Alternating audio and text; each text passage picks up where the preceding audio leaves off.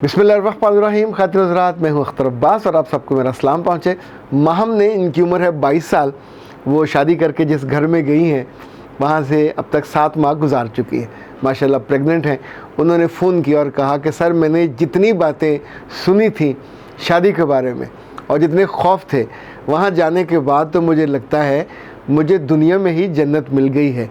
ये साहब जिनके घर वो ब्याह के गई हैं, उनके अब्बा के दोस्त के बेटे हैं और जो उनके अब्बा के दोस्त हैं वो उनके अब्बा के हम उम्र भी हैं, हम असर भी हैं और दोनों इकट्ठी जॉब में थे। उन्होंने कहा जो पहली बात वहाँ जाके मुझे जिसका बहुत खुशी हुई वो ये कि शादी के 1-2 दिन के बाद मेरे ससुर ने एक होटल पे बहुत अच्छी दावत की और उसमें अपने करीबी ख़ानदान के लोगों को बुलाया और उसमें मुझे और मेरे मियाँ को अपने साथ बिठाया और बताया कि ये मेरी नई बेटी है। मुझे उन्होंने बहू करके मुतारफ़ नहीं कराया और अमलन ये किया कि हर माह के फर्स्ट वीक में जब उनकी तनख्वाह आती है तो वो घर में अपनी वाइफ को भी पैसे देते हैं, बच्चियों को भी देते हैं। तो मेरी भी उन्होंने पॉकेट मनी लगा दी है। साथ ही उन्होंने अपने बेटे से ये कहा है कि ये मैं अपनी बेटी को दे रहा हूँ, तुम्हारी बीवी है, तुम्हारी ज़िम्मेदारी है, सो मेरी तरफ से ये गिफ्ट होगा, लेकिन तुम्हारी जो रिस्पॉन्सिबिलिटी है वो तुम्हारी मोहब्बत को बढ़ाएगी। इसलिए कि अमली तौर पे उन्होंने फिर ये भी मिसाल दी कि मैं इतने बरसों में अपनी बीवी के साथ बहुत कम लड़ा और झगड़ा हूँ, क्योंकि हम दोनों ने चीज़ों को मोहब्बत के साथ चलाया। ऐसे घर भी होते, यानी जहाँ हम पिछले दिनों एडवोकेसी कर रहे थे कि अगर उस घर में ना मियाँ पैसे दे रहा हो ना ससुर दे रहा हो तो फिर माँ बाप को सपोर्ट करते रहना चाहिए। पर अगर कहीं इस तरह का कोई अच्छा दाना निकल आए तो ये तो बहुत ही खुशबख्ती है। वहाँ तो ज़रूर अपनी बेटियों को ब्याहना चाहिए, पर ऐसे लोगों का या तो आपकी करीबी ताल्लुक़ हो, रब्ता हो और आप उन्हें जानते हो कि उनके घर में प्रैक्टिस क्या है, फिर पता चलता है, वरना तो आम तौर पे बिल्कुल 180 डिग्री बरक्स मामला चल रहा होता है। बल्कि एक बच्ची ने तो आरिफा, उसने कहा कि सर आप बात कर रहे हैं ससुर की और मियाँ की कि वो पॉकेट मनी दें, तो अगर सारी उम्र अपने ही माँ बाप ने पॉकेट मनी ना दी हो तो क्या किया जाए। बेटा, आपके माँ बाप ने आपको पढ़ाया लिखाया, ब्याह, ये सारे काम किए।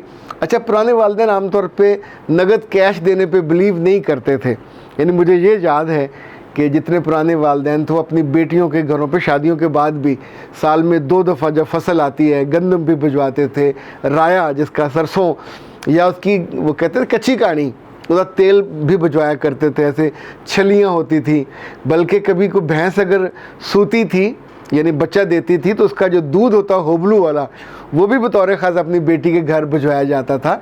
तो ये हर माँ बाप की मोहब्बत की कुछ शक्ल होती है। आज के अहद में बेटियां आम तौर पे नगद कैश मांगती हैं, उन्होंने कपड़े लेने होते हैं और 100 उनकी ज़रूरतें होती हैं।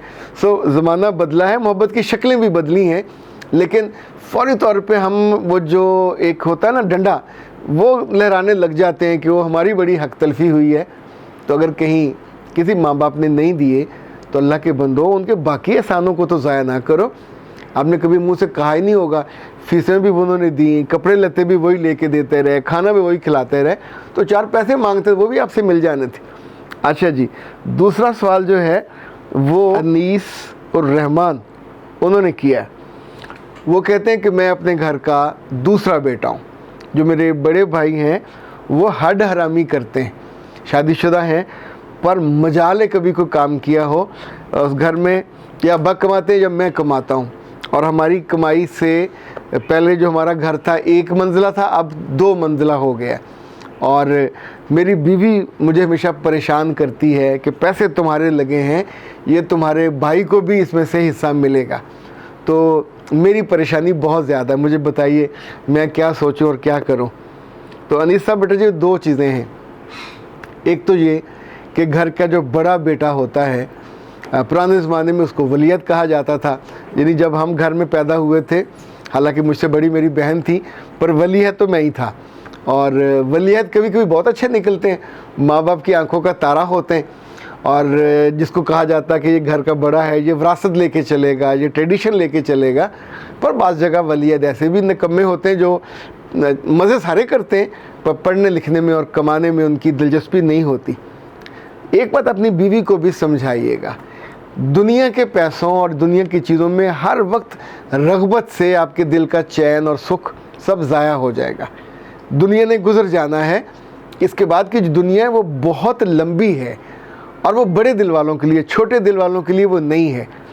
जो शरीयत का कानून है वो ये है कि बाप अगर फौत हो गया तो जितनी भी जायदाद होगी वो शरीयत के कानून के तहत बेटों में और बेटियों में तकसीम हो जाएगी। यानी 2 हिस्से बेटों के और 1 हिस्सा बेटी का।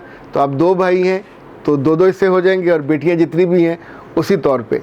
अच्छा, अगर वालिद अपनी ज़िंदगी में ऐसे किसी बच्चे को वो जायदाद में से ज़्यादा हिस्सा तोहफ़तन कर देता है, ये जिस भाई को आपने हड हराम कहा है, ज़ाहिर है आपका भाई है, उसी घर में है, उसके बच्चे भी होंगे, बीवी भी होंगी, तो आपके वालिद या वालदा कभी भी उसको अकेला नहीं छोड़ेंगे।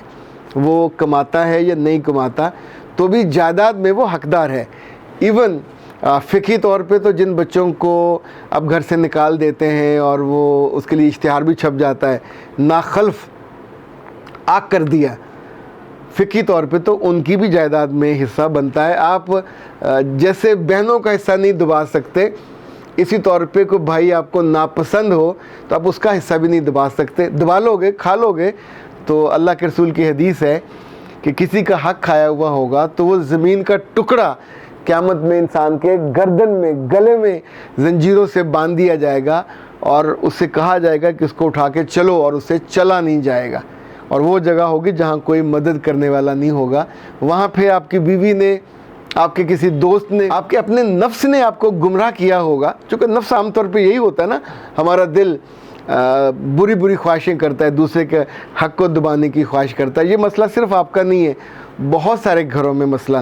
कभी कभी ऐसा मेरे पास सवाल भी आता है कि एक साहब मुल्क से बाहर रहे, वहाँ से उन्होंने खूब खाया कमाया, फिर उन पैसों से उन्होंने अपने घर ख़रीदे, प्लॉट ख़रीदे, तो क्या इन पे भी भाइयों का और वालिद का हक़ होगा? तो नहीं होगा।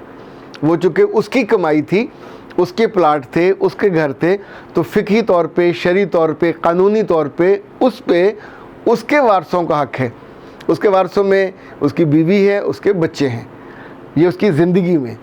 अच्छा, अगर वो फौत हो गया तो फिर कानूनी तौर पे वो जो हिस्से हैं वो तकसीम होंगे और जो जो उसके क़राबतदार हैं उनमें होंगे।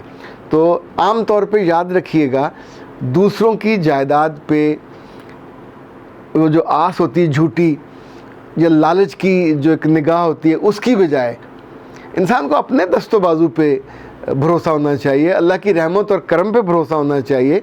अपने लिए बंदा नई नई चीज़ें सोचे, रिस्क कमाए, खर्च करे, घर बनाए, प्लाट बनाए, फिर अल्लाह की राह पे यानी ऐसे खर्च करे जैसे खर्च करने का हक़ है।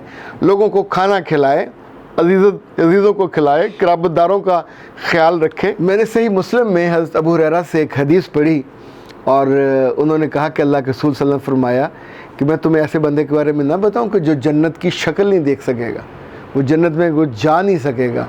तो सहाबा ने पूछा कि ऐसा कौन हो सकता है? तो आपने फरमाया कि जिसने मेरी नाफरमानी की। तो नाफरमानी से मतलब आप उनको इनकार नहीं कर रहे, जो जो उनके ज़रिए अल्लाह ने हदायत दी, जो भी उनको मानने से इनकार करेगा, इनफैक्ट वो इनकार करेगा। और चाहे वो जायदाद का मसला हो, चाहे वो इबादत का मसला हो, चाहे वो मामलात का मसला हो, जिसने अल्लाह के रसूल की अताअत की वो जन्नत में जाएगा। हदीस के अल्फाज हैं कि उनकी सारी उम्मत जिसने अताअत की वो जन्नत में जाएगी। तो जो जालिम या कम फहम या कम अक्ल, और मैं तो कहता हूँ जिसकी बख्त छोटे होंगे, वो इनकार करेगा। और इनकार करने वाला पे ज़ाहिर है कभी खुशबख्तों में नहीं हो सकता। तो कभी ना आपको, ना आपके बच्चों को, ना आपकी बीवियों को इस तौर पे अपने आप को डेवलप करना चाहिए कि आप अल्लाह और उसके रसूल के सामने खड़े हो जाए कि हमने ये बात नहीं माननी चूँकि इसमें लालच है या इसमें दुनियावी फ़ायदा है। फ़ायदा हमेशा बड़ा सोचना चाहिए। अख्तर अब्बास को दीजिए इजाज़त। अस्सलाम वालेकुम।